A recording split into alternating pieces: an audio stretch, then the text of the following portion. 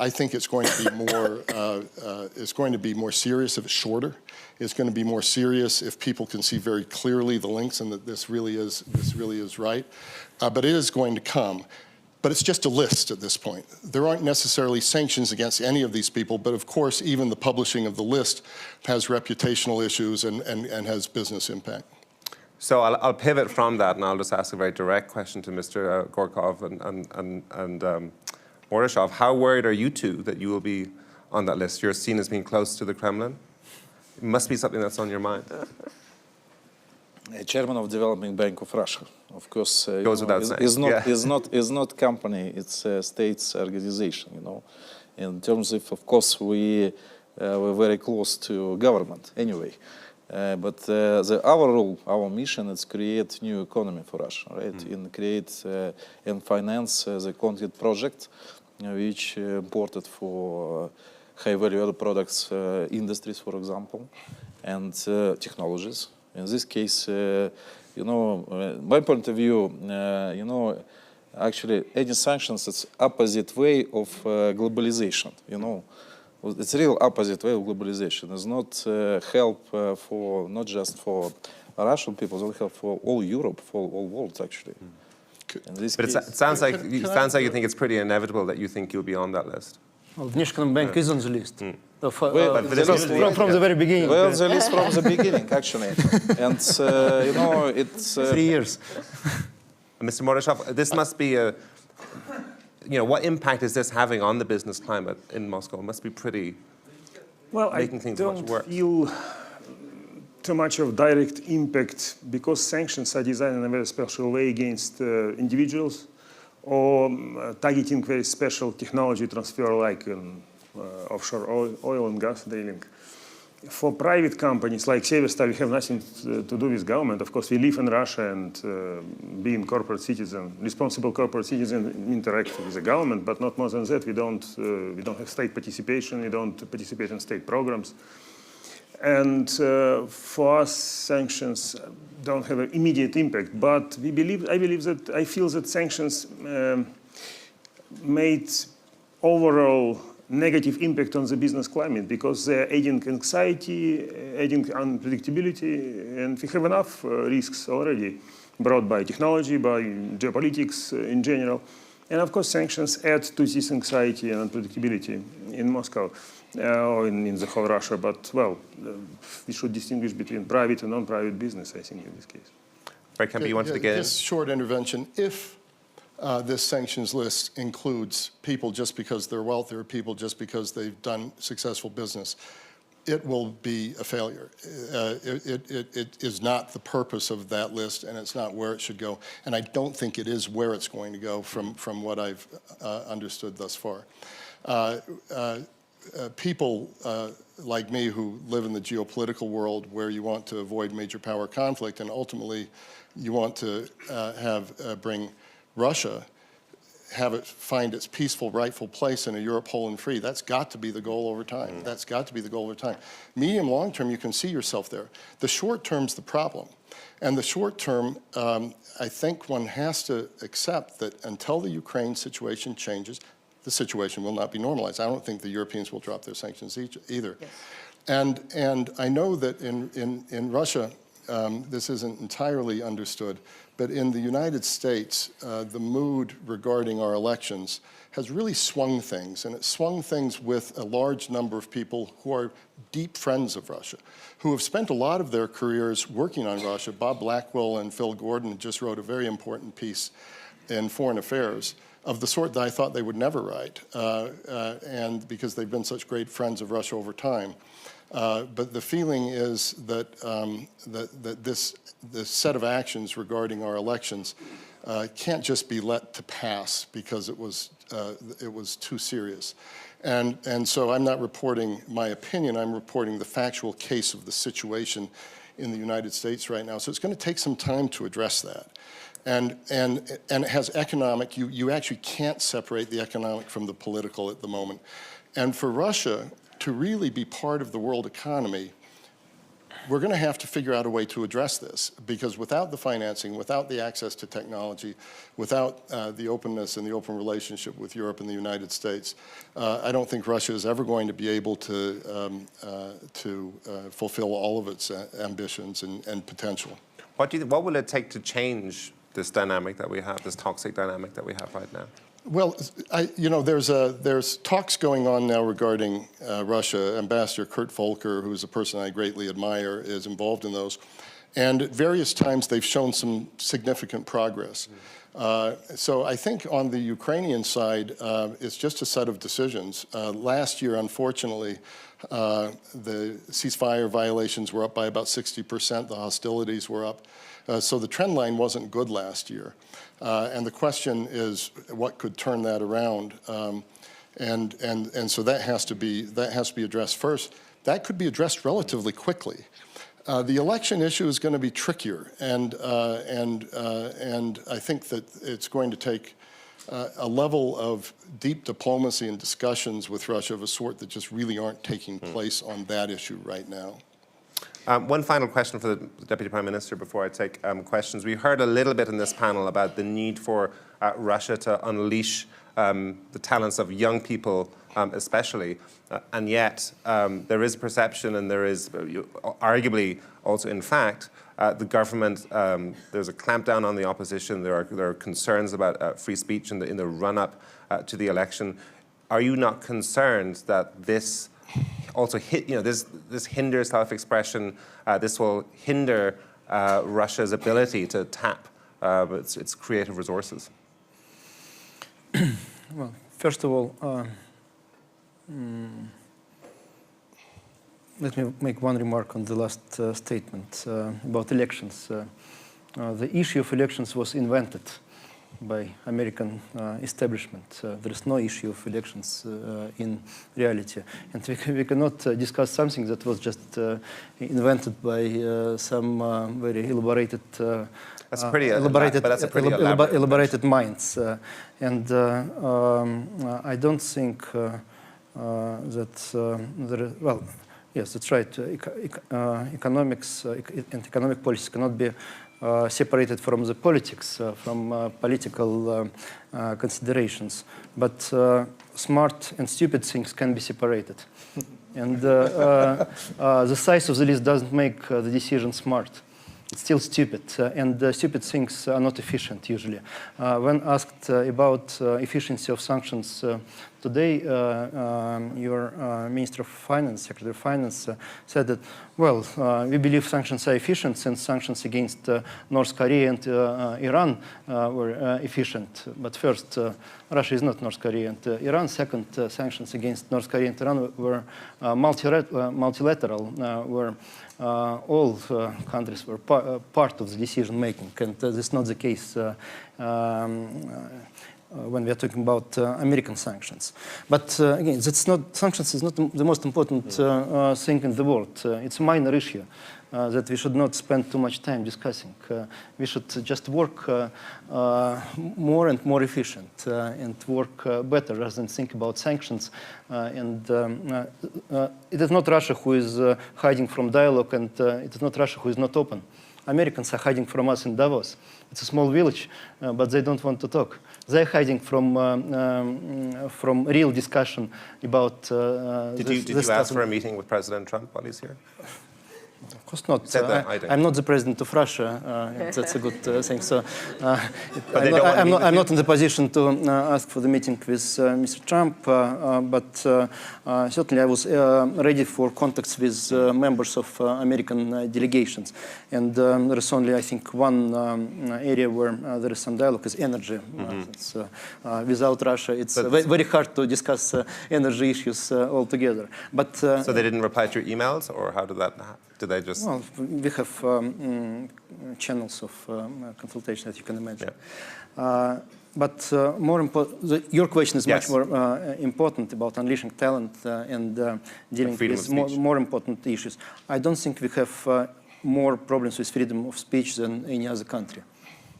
We have cases where we can states that there were problems, but the same can be stated about any big country, about any big society. And you know about these cases in other countries. I should not mention that. And some people have been fired because of their reports and because of their activities. So do we have a problem? Sometimes we have problems with all kinds of issues, but not more than in other countries. I think more importantly is what we do in our economy, in our institutional arrangements in Russia on the micro level. And we mentioned some of the things that we have to do. Judicial improvements in judicial system is very important to have a level playing field for the society as a whole, for SMEs in particular, for individuals who want to explore new opportunities. And we know all the things we are trying to improve the system. It is important to understand that we were not actually losing time, but not doing some things. We just focused on the things we had to do first. And you mentioned macroeconomic indicators that show that clearly. I didn't mention, but it is important that the central bank was very tough on fighting inflation and also aggressively cleaning the banking system. It comes with a cost. When you do such things, interest rates are very high and access to credit is very limited, very low. And you cannot have thousands of new projects when interest rates, real interest rates above 10%, and we have just a few banks who can actually give credit to new companies and individuals. So it all comes with a cost. But we basically finished this phase, and we can enter the new phase where we can support businesses and create new opportunities. Okay. On that, so I'll turn over to the audience now for questions. I think we have, there should be some roving microphones around the room. Does anyone have any questions? Oh, there's one over here. I can't see you, but... We can't see anyone since okay. we have light here. Can you please identify yourself when you ask? Can you see me? But yes, you can hear me. Thank you very much. Fyodor Lukyanov, Russian Global Affairs Journal. I have two questions, one to our Italian speaker and to American. From the context of your statement, did I get right that we cannot expect any change on European sanctions before Americans will lift it? And Mr. Kempe, I assume that you don't share the view of Vice Prime Minister that the election issue was invented. You mentioned that serious work will be needed to turn this page. But what kind of action from the Russian side does U.S. Political establishment expect? Do you mean that Russia should acknowledge meddling and ask for excuse for that, or what should be signed for the American political community that it's time to change attitude? Thank you. Maybe I start? Of course. No, well, maybe I didn't explain myself very well. As you know, there are two sets of sanctions, different ones. One are Europe plus US, let's say the previous one. And these are linked to the fact, to the Minsk process, let's say. Mm-hmm. So in a certain sense, until Europe and US, but also now I'm talking about Europe, don't see a real progress on that, probably the sanction will stay there. So this is one part of the sanction, even though this, as the Vice Prime Minister said, yes, they affected the economy, but not so much. So there are some problems there, but they are there. Then there has been a country sanction from Russia to you, for example, on the agri-food and whatever. So altogether, this first part of sanction are still there, and I think this is linked to the Minsk process. So this is one. The second one I was referring, also talking about ENI, are the, let's say, unilateral sanctioned by US. The one arrived in the last month. And these are mainly on the energy part. So these are only American. Honestly, there's still some uncertainty there. Some explanation has been done for what regards us, but still is not clear where they are applied, how they are applied. And as Mr. Mordashov said, when you have sanction, always, business people don't like that because it creates problems. And in this case specifically, they are not so clear. I mean, you don't know exactly how to apply that, to whom they are applied. So this part is very linked to the decision of the US. And of course, for a big company as ENI, as I said, we have a lot of American shareholders. We are listed in the US. This sanction could be a very tough one and can hit strongly everything. So of course, in this situation, if there is also a small risk that we can be hit by that, of course, what we can do, we have to stop what we have done. So one part has been clearly and specifically authorized by the US authorities, so we decided to go on. And the other, we are still trying to understand what the US authorities will do. So in this situation, we cannot go on. And so that's the situation. So there are two sets of different ones. The European ones are linked to the Minsk process. Mr. Kempe. Although the question wasn't asked of me, I think it would be very difficult for Europe to depart from the sanctions path that was done jointly with the United States, and very carefully, by the way. And by doing it carefully, one used tools that were not draconian. They were really meant to send a message and keep Europe and the U.S. together. And without a fundamental change in Ukraine, I think Europe would be in danger of losing a lot of credibility. It must be said there are countries in Europe, as always is the case, that were more in favor of this than others. And so you'll also see, as always, political efforts to drive a wedge between different European countries, which I also expect will be the case. In terms of this wasn't a panel on cyber and elections, and you could have 2 hours on that, and so I won't go into that. But I don't represent the government. All I can say is, in the United States, rather than more questions about whether Russia meddled, rather than fewer questions about whether Russia meddled and less evidence, there's more conviction and more evidence. And the newest is evidence that Homeland Security has come up with, where there was a probing of actual voting machines. It's unclear what was done in the voting machines. One doesn't really know, but there was a probing of it. That's now prompted new legislation being brought for a vote called Deter. Marco Rubio is one of the sponsors, and then there's a Democratic sponsor. But it's looking forward to our 2018 midterms. So in the U.S. intelligence community and the U.S. Congress, there's a consensus that this is factual. And so my answer, I think, going forward, I think it is going to be difficult for Russia to, and for the Russian leadership to say, yes, we did that, we're sorry, here's all the information of how it came about.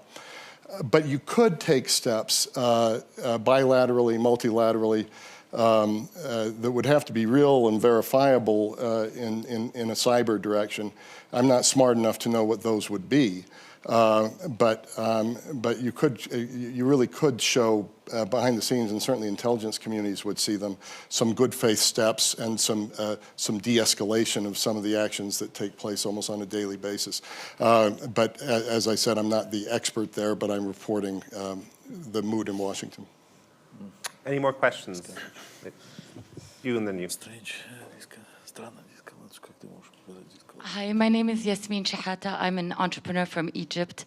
I have two questions, actually. The first for the gentleman from the Prime Minister's office. Now that Russia is becoming more and more involved in the Middle East, can you tell us a little bit about what your strategy is, what your future vision is? Because for a lot of us, we don't know what the end game is. And, you know, we've already had a lot of superpowers meddling in our region, and it never ends well for us. And for the gentlemen in the business community, what our region really needs is not another conflict. We need investment, we need jobs. Are any of your big companies actually have plans to invest in the Middle East? Because that's what we really need right now.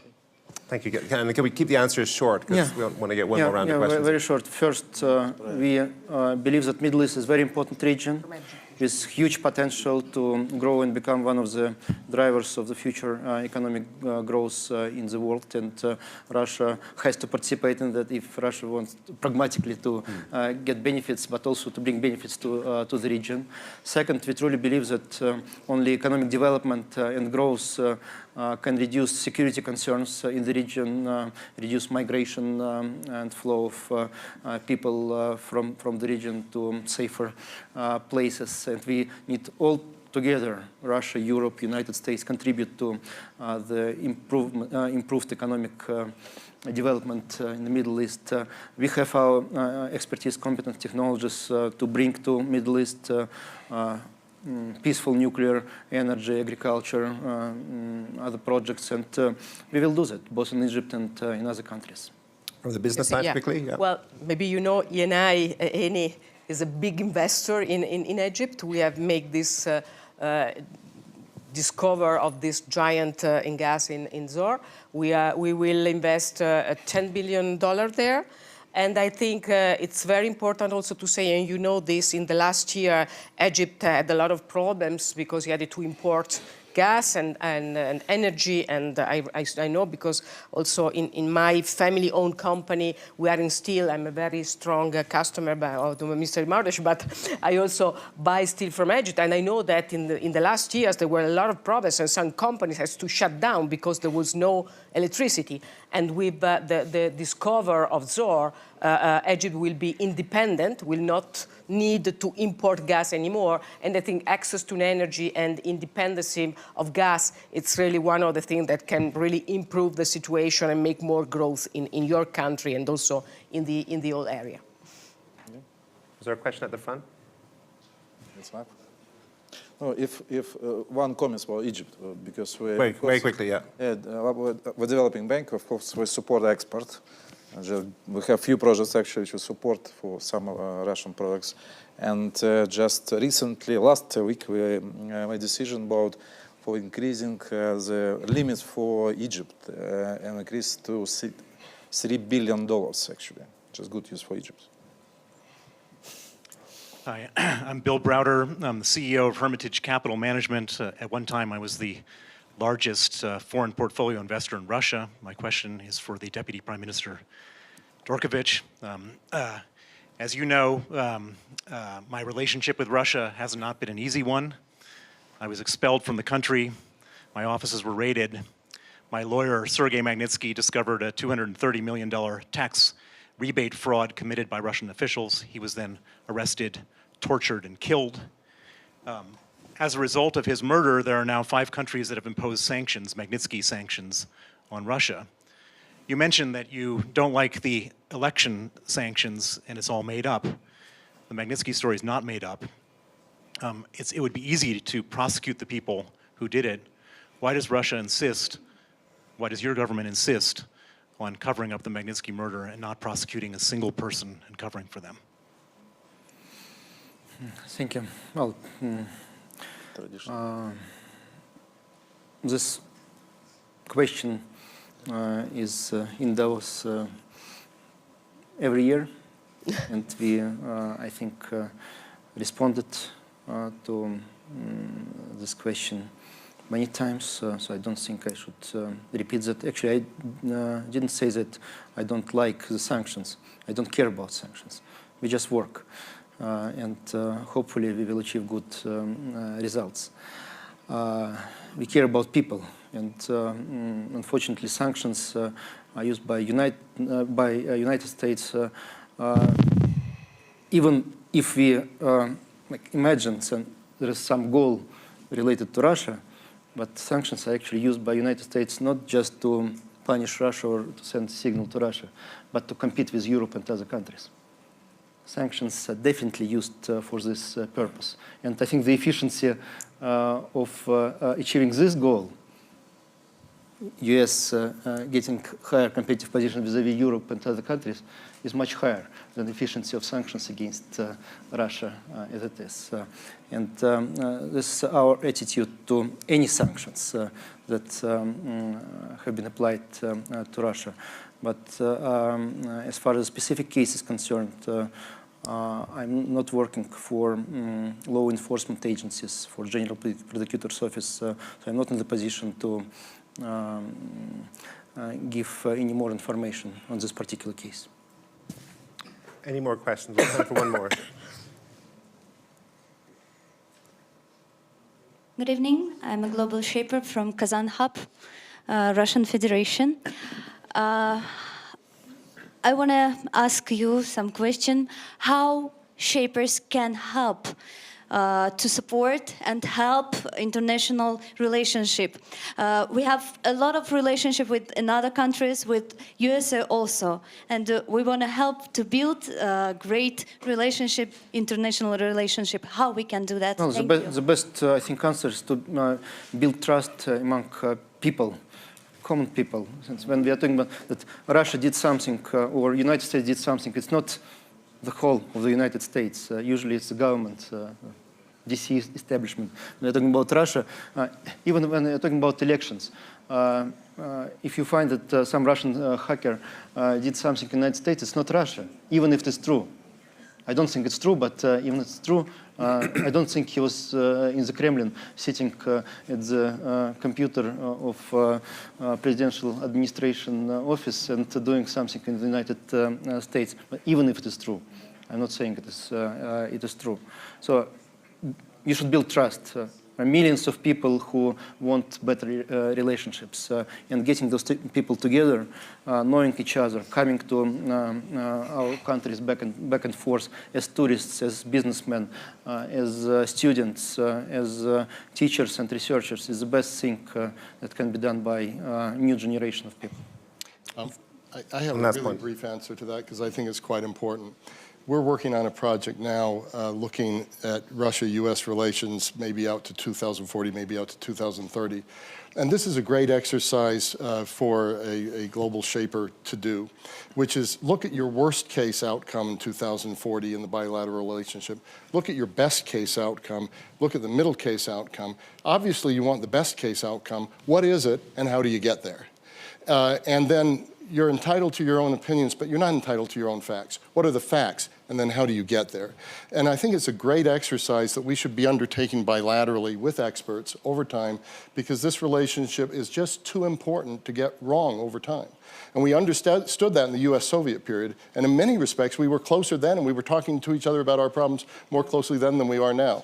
And so that would be the exercise that I would say the next generation could go through. And we are going to go through that process. Yeah, I fully agree with it, yeah. Okay, well, on that note, I mean, just to briefly sum up, I think, we've heard, two sides of the coin. On the one hand, some of the perhaps more surprising, some of the arguments we've heard today have argued that the glass is half full when it comes to Russia. Sanctions are not as big an impact on the economy as you might think. The economy is not perhaps as bad as some people in the West argue. Blockchain is a surprising success, perhaps, in Russia. But then on the other hand, on the other side of the spectrum, clearly there are some deeply intractable issues between Russia and the West that are going to take a long time to solve. There are ongoing questions about free speech in Russia. And again, these questions will probably be with us for some time to come. But thank you all for a very stimulating panel. Thank you. Thank you.